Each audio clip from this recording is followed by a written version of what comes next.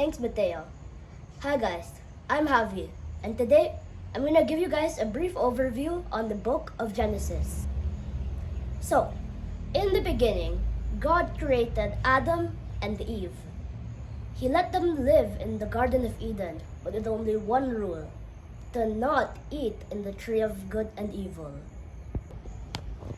But one day, while strolling through the garden, Eve got tricked by a serpent to eat from the tree of good and evil. Because the serpent had told Eve, if you eat this, you will become as powerful as God. God found out and punished Adam and Eve by sending them out of the pearly Garden of Eden. But God was already planning on how to save them from this punishment.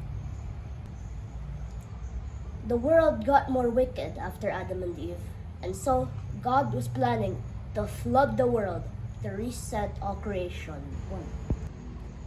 But God saw a good man named Noah in a small town. So then he invited Noah to go build an ark, invite his family to stay safe from the flood, and on the ark, have one of every type of animal on board. But after the great flood, Noah and his family started a new era of man. After many years, it was time for God to choose someone who can start a family where a savior would be born. He called his family the chosen people. God chose a man named Abram for this job, changing his name to Abraham, the father of many nations. Abraham then had a son, Isaac. God wanted to test Abraham and told him to sacrifice Isaac for him. Abraham sadly was ready to go and obey, but once he was ready to start the sacrifice, an angel then came up from heaven and told him, God is proud of your obedience. Isaac then had a child whom he named Jacob.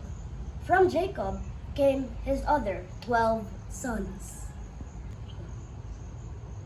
Out of the 12, one particular son, Joseph, was favored highly by Isaac, and thus being envied by the other 11 sons, whom were also working hard and trying to get Isaac's favor. The straw in the camel's back, though, for Joseph's brothers was that he told the rest of the family that he had a dream where all of them bowed down to him. His brothers were furious and tried to kill him. So once they had the chance, they sold him to an Ishmaelite for just a couple of silver coins. Can you imagine?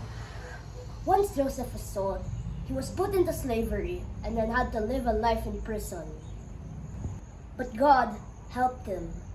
By using God's gift of interpretation of dreams, he was able to warn the king of dangers that would come to them. Thus, he became the second in command. When the brothers came to Egypt, they didn't recognize Joseph.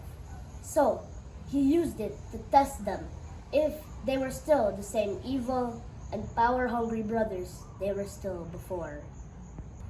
When he found out they had turned good after their recent squabble, I guess you could call it that, he invited them to live with him in Egypt, in paradise, and in his palace, where they all lived happily ever after. And that's the end of the book of Genesis. I will now turn it to Yuan to explain what I've said so far.